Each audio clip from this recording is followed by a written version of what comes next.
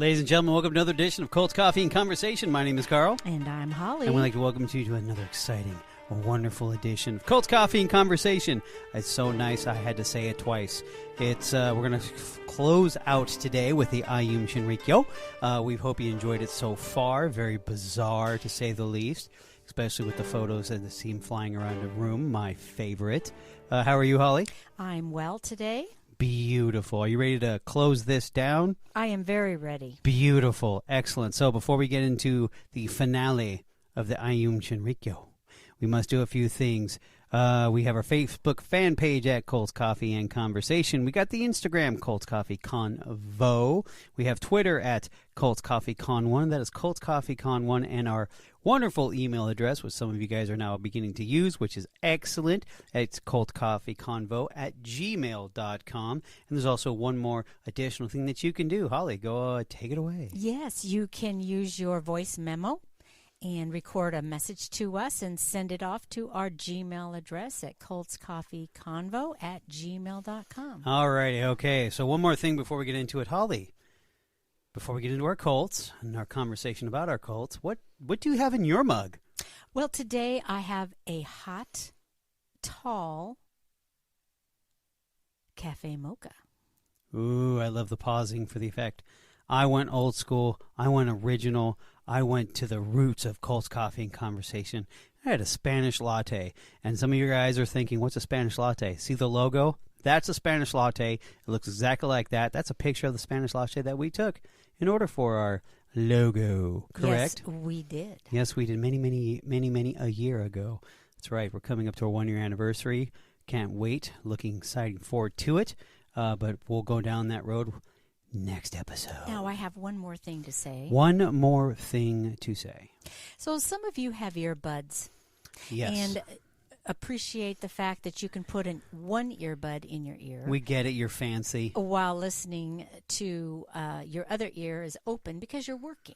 Yes. So the problem is, since we record this in a stereo fashion, you can only hear one of us at a time. Hopefully you're hearing me. So the fix is you go into your settings, you can go into accessibility, and you can go into an audio part of it and put on the mono. Ah, go mono. Mm-hmm.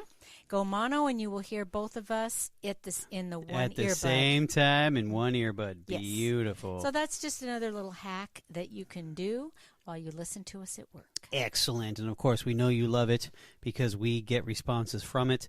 You Coltonites out there have been fantastic. You guys have been giving us words of encouragement. Some of you guys have been demanding more from us. Thank you for that one. I did enjoy that. We need more, like a heroin addict needs the needle. Yes, we will be giving you more. Holly just rolled her eyes at me. That's funny. Anyway, so we're ready to get into it. Ready to finish off the Ayum Shinrikyo, the crazy group from Japan. Yes. Beautiful. Okay, so here we go. We left off at doing this, the purchasing of the sarin gas is their business, right? Yeah, they had the weapons. They had a helicopter. They were Yes. buying arms and ammunition from Russia. Yes, they are. And so now we're going to go into the main reason. Their purpose, their main agenda. Yes. The end of their, oh shoot, what is that called when those people leave a booklet or something? It's like a manifesto. There it is. Yes, this is the ending of their manifesto. Okay, so they decided to do a dry run. Now, and Ayum used sarin gas to kill in Matsumoto before the subway attack. Now, Matsumoto is a small industrial and resort city of several 100,000 people, about 100 miles west of Tokyo.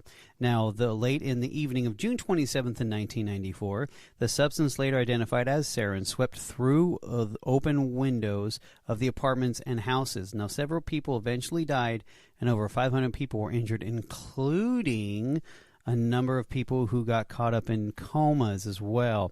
Now, also the Ayum attack was linked in a court case then being heard in Matsumoto. Now, the Ayum was defending itself against the fraud charges brought by various landowners in Matsumoto. Now, on May 10th, the trial had concluded and the verdict was scheduled to be released on July 19th of 1994. Now, the Ayum decided to target the 3 judges hearing the case in order to prevent them from returning to a decision against the Ayum. Now, the Sarin was released within 30 feet of the dormitory where the 3 judges were staying. Now, all 3 judges fell ill as a result of the attack on the decision was just delayed as planned by the Ayum. Amassing chemicals to make sarin gas. Sarin gas was used, of course, by the Nazis in World War II and also by Saddam Hussein on the Kurds. Now, Ayum was run out of Tokyo by the neighborhood because of the gas smells and the danger.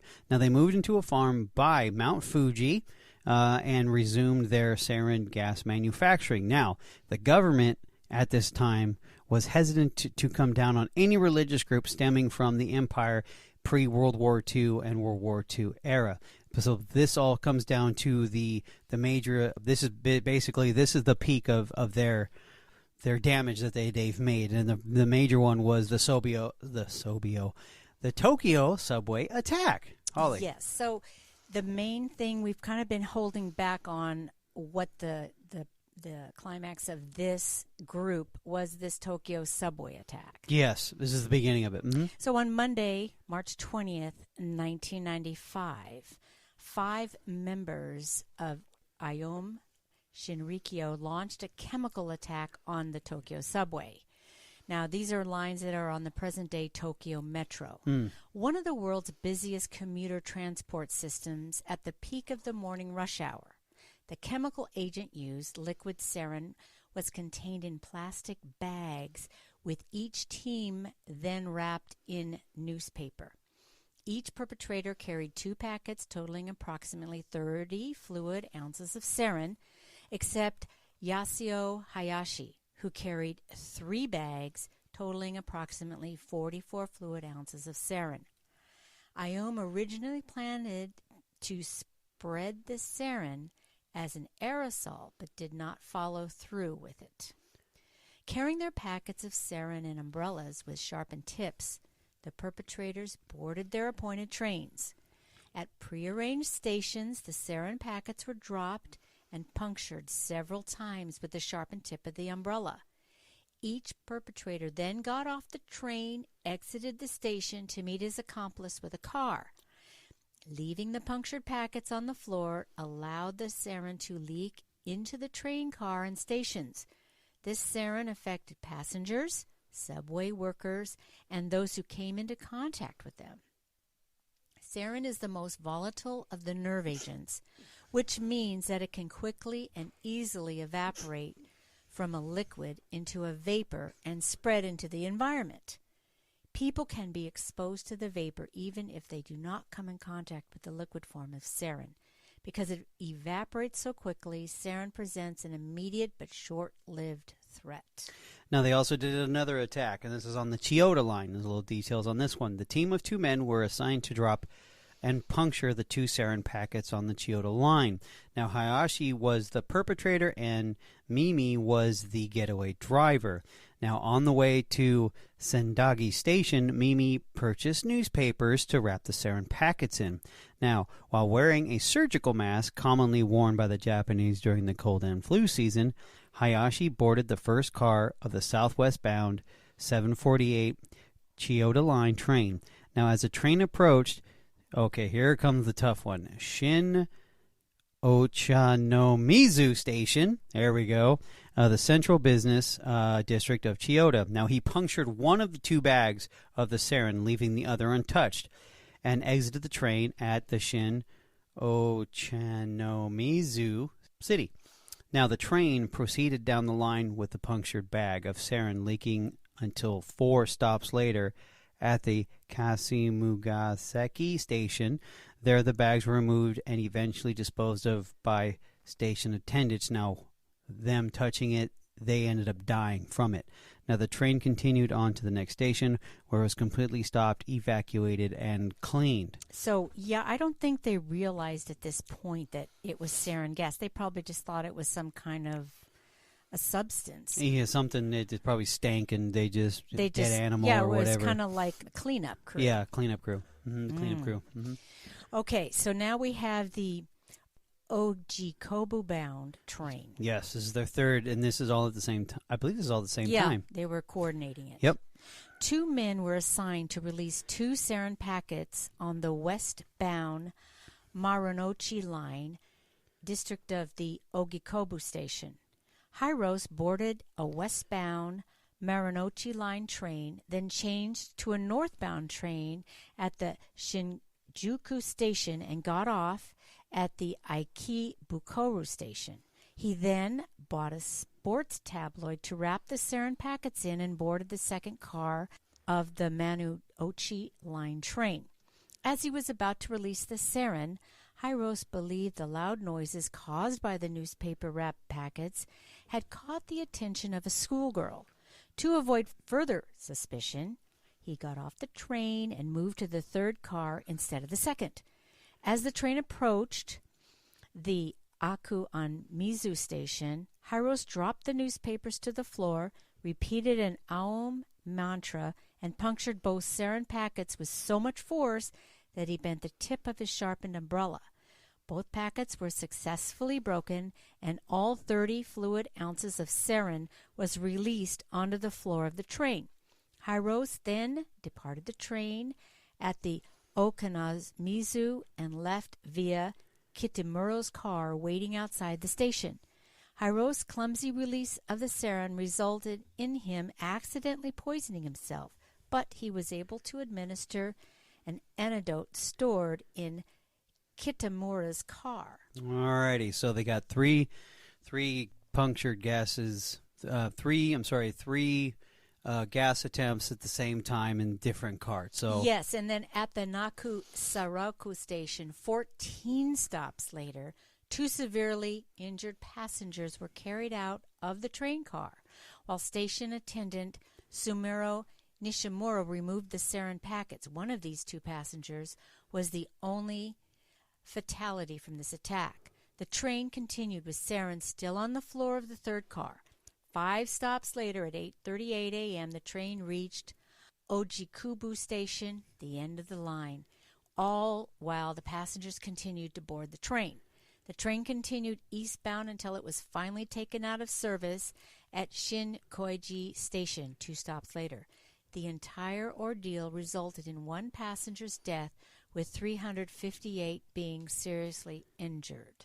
14 stops and only 1 fatality, but a lot of injuries. That's actually...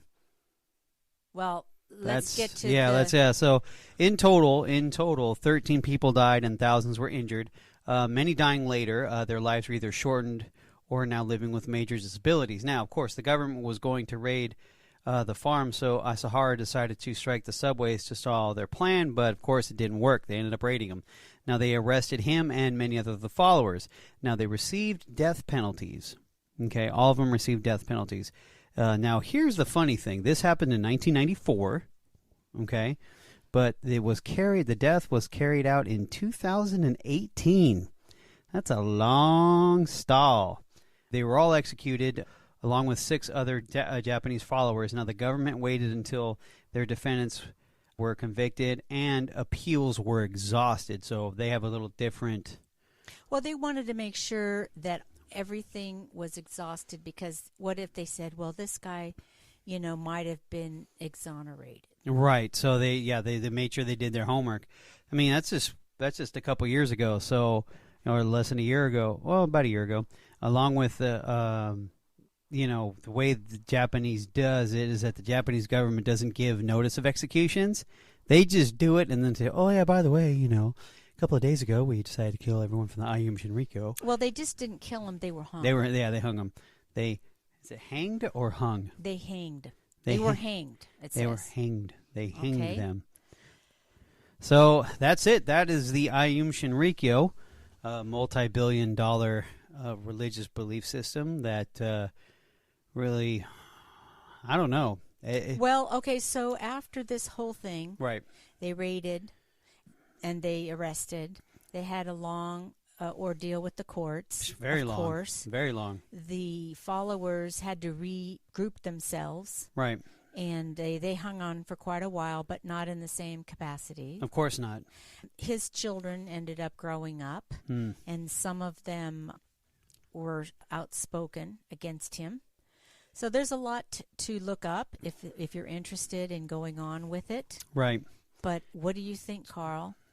It just boggles the mind that, these people who were involved in this, they had some, I don't know if you want to call bottom feeding people, but they did, but the majority of them were not. And these are, the people who did the Tokyo attack. I believe two of them were professors, and the other one was an engineer. Yes. So, it doesn't matter where you come from or your background is. You can always be a victim of cults. That is true. I mean, we've even talked ourselves, and you've even questioned on other cults. How could anybody be so stupid, quote unquote, to fall for this thing? But obviously, these are intelligent people, educated people, but they were at a time in their lives where they were vulnerable, and that can happen to anybody. True. So this is definitely a cult. This is definitely a bad cult. Very, very violent. One of the most violent we've come across, because they really went hard in the paint as far as literally trying to start what Marilyn Manson called it, a helter-skelter, by trying to create a war between the United States and Japan. Mm-hmm. Not so much as a race war, but more of, it's a lot of, this one was very frustrating simply because of the people involved. Well, also, they had a lot of people murdered and tortured. Oh, and disposed of. Yeah. Heartlessly. And go ahead. Oh, I was just going to say, they're like a psychopath. Yeah, and you take a look at the leader itself, I'm like, huh? It's just, like certain cults, the leaders, they're like gorgeous, or they have some panache to them, or there's something to it, but you look at him and it's just like, ugh. Well, I'm wondering, though, on that note, they seem to think that he was charismatic in that culture. We're not from that culture. We can't see it. That's a good point. Yeah. And he kind of looked like Buddha. Maybe. I mean, to us, he was a fat blind dude with a bad beard. Yeah, somebody that looks more like Jesus for us would be more beautiful and more apt to be, with that sweet, delicious hair and that golden tan and those blue eyes. Well, right? Guess he's the sweet hair with the gold skin and the blue eyes. But yeah, no, I mean, you got people who are professors, who are teachers, who are chemists, who are, all this stuff, and they just get caught up into this belief system that, oh, it's okay, yeah, we're just making sarin gas to kill people. No, we're good with that. And it's not like, overall as a whole, I mean, you just never know. You really, really never know who gets caught up into this stuff. So we're going to move on to a new We are done group. with the Ayum Shinrikyo. We are not going to give it away. We're not going to tell anybody about it. And by the time we get to that, we'll be celebrating a new year. Yes, we will. A new decade. The Roaring 20s. Ooh, how delightful. Anyway, on that note, good night, Holly. Good night, Carl.